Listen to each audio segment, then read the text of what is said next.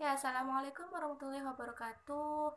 Perkenalkan, nama saya Amelia Putri, NIM 1814250 dari kelas PBSD semester 4. Nah, di sini saya akan menjawab soal UTS mata kuliah Manajemen Pengawasan Bank dan Lembaga Keuangan Syariah. Oke, pertanyaan yang pertama yaitu jelaskan pengertian bank dan lembaga keuangan syariah. Yang pertama, pengertian bank menurut Undang-Undang Dasar Nomor 10 Tahun 1998, yaitu sebuah lembaga keuangan yang berfungsi menghimpun dana, menyalurkan dana dalam bentuk kredit atau pembiayaan guna meningkatkan taraf hidup masyarakat atau rakyat banyak. Nah, adapun pengertian dari lembaga keuangan syariah adalah setiap perusahaan yang bergerak di bidang keuangan di mana kegiatannya bank hanya menghimpun dana atau hanya menyalurkan dana atau kedua-duanya, menghimpun dan menyalurkan dana. Nah, pertanyaan yang kedua yaitu jelaskan apa yang Anda ketahui tentang fungsi bank sentral terhadap pemerintahan. Nah, fungsi bank sentral yang pertama menetapkan dan melaksanakan kebijakan moneter, yang kedua mengatur dan menjaga kelancaran sistem pembayaran, yang ketiga menjaga stabilitas sistem keuangan. Nah, dalam menjaga stabilitas sistem keuangan, Bank Indonesia memiliki 5 peran utama. Yang pertama, Bank Indonesia memiliki tugas untuk menjaga stabilitas kebijakan moneter, antara lain melalui instrumen suku bunga dalam operasi pasar terbuka. Nah, yang kedua, Bank Indonesia memiliki peran vital dalam menciptakan kinerja lembaga keuangan yang sehat, khususnya perbankan, yang dilakukan melalui mekanisme pengawasan dan regulasi yang efektif ditegakkan. Nah, yang ketiga, Bank Indonesia memiliki kewenangan untuk mengatur dan menjaga kelancaran sistem pembayaran. Yang keempat, melalui fungsinya dalam riset dan pemantauan, Bank Indonesia dapat mengakses informasi-informasi yang dinilai mengancam stabilitas keuangan. Nah, yang kelima, Bank Indonesia memiliki fungsi sebagai jaring pengaman sistem keuangan melalui fungsi bank sentral sebagai lender of the last resort.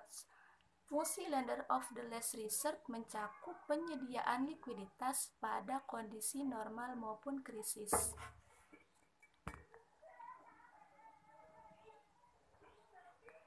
Nah, pertanyaan yang selanjutnya di sini saya disuruh memaparkan imbas virus COVID-19 ini terhadap kondisi perekonomian di Indonesia, khususnya imbas bagi perbankan dan lembaga keuangan syariah, dan paparkan data kondisi bank dan lembaga keuangan syariah di Indonesia saat ini. Oke, langsung saja. Virus corona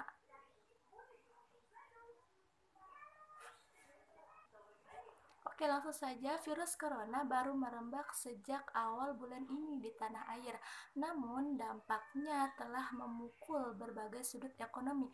Indeks bursa saham rontok, rupiah terperosok, dan pelaku di sektor real berteriak susah berusaha. Nah, adapun imbas COVID-19 terhadap perbankan syariah adalah yang pertama, 9 bank memberi penundaan bayar cicilan kredit terdampak corona. Nah, OJK mengumumkan sebanyak 9 bank memberikan keringanan kredit bagi debitur yang terdampak corona. Nah, adapun 9 bank tersebut adalah Bank Mandiri Persero Terbuka, yang kedua PT BRI Persero Terbuka, PT BNI Persero Terbuka, Paninbank, PT Bank Permata Tbk, PT Bank Tabungan Pensiun Nasional Tbk, Bank DBS, dan Bank Indeks, dan Bank Ganesha. Nah, hal ini dilakukan untuk memudahkan debitur dalam membayar kewajibannya. Nah, selanjutnya, indeks harga saham gabungan terguling 5%. Pada perdagangan Selasa 24 Maret, indeks harga saham gabungan ditutup turun 1,3%. di level 3.937. Sepanjang pekan ini, indeks harga saham gabungan telah menyentuh posisi terendah sepanjang 8 tahun terakhir. Indeks harga saham gabungan sempat jatuh di level 3.000 yakni pada 24 Juni 2012. Nah, untuk membendung meluasnya dampak COVID-19 di pasar modal, OJK merilis beberapa kebijakan, diantaranya trading halt atau pembekuan selama 30 menit jika indeks harga saham gabungan turun 5%. Nah, virus corona juga menjatuhkan nilai tukar rupiah. Harga jual dolar Amerika Serikat di 5 bank besar menembus Rp17.000, sementara kurs reference Jakarta Interbank Spot Dollar Rate menempatkan nilai rupiah di posisi 16.608 per dolar Amerika Serikat.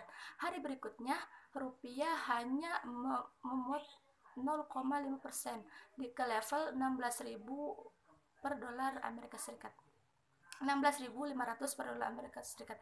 Nah, dampak COVID-19 diperkirakan mencapai 2,4 triliun US dollar atau sekitar 304 atau sekitar 39.304 triliun. Jauh lebih besar ketimbang penyakit pernapasan akut SARS yang pada 2003 memangkas ekonomi dunia sebesar 40 miliar US dollar atau 656,72 triliun rupiah. Nah, pertanyaan yang terakhir, bagaimana seharusnya manajemen bank dan lembaga keuangan syariah bersikap dalam rangka membantu pemerintah menanggulangi masalah COVID-19 dan bagaimana peran pengawasan bank dan lembaga keuangan syariah dalam menanggapi permasalahan ini. Nah, seharusnya manajemen bank dan lembaga keuangan membantu serta peran aktif dalam pencegahan virus corona dengan cara memberi alternatif transaksi kepada nasabah semisal mesin ATM, agen BRI Link. Nah, jikalau ini untuk Bank BRI atau aplikasi berbasis teknologi agar memudahkan nasabah dalam bertransaksi. Dan untuk perusahaan menetapkan penyesuaian sistem kerja yang memitigasi penyebaran virus corona, menyediakan cairan hand sanitizer, menyediakan alat ukur suhu tubuh, dan digunakan untuk memeriksa tamu dan para pegawai yang masuk. Nah, masyarakat di belahan dunia manapun tengah was-was dan terus melakukan upaya pencegahan atas wabah virus corona yang semakin merebak. Nah, peran pengawasan bank memantau segala aktivitas transaksi nasabah dengan aman, semisal apabila menggunakan aplikasi dapat memberikan notifikasi pada aplikasi tersebut.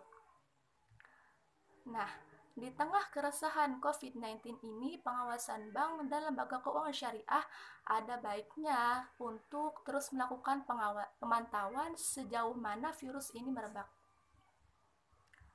Nah, dan pemberian stimulus ini ditujukan kepada debitur pada sektor yang terdampak penyebaran virus corona ini, termasuk dalam hal ini debitur UMKM, dan diterapkan dengan prinsip kehati-hatian yang disertai dengan mekanisme pemantauan untuk mencegah terjadinya penyalahgunaan dalam penerapan ketentuan. Nah, dalam situasi seperti ini, kita semua harus bersatu dan bahu-membahu agar Indonesia dapat mengalahkan virus corona. Saya percaya pandemi ini dapat dihentikan jika seluruh masyarakat bersatu untuk saling menjaga, dimulai dari hal-hal kecil seperti menjaga jarak untuk mencegah penyebaran virus corona. Satu langkah kecil bisa menyelamatkan kesehatan ribuan orang di sekitar kita. Saya yakin kita semua dapat melalui ini bersama. Stay at home, stay healthy, Indonesia kuat, panjang umur Indonesiaku. Terima kasih. Wassalamualaikum warahmatullahi wabarakatuh.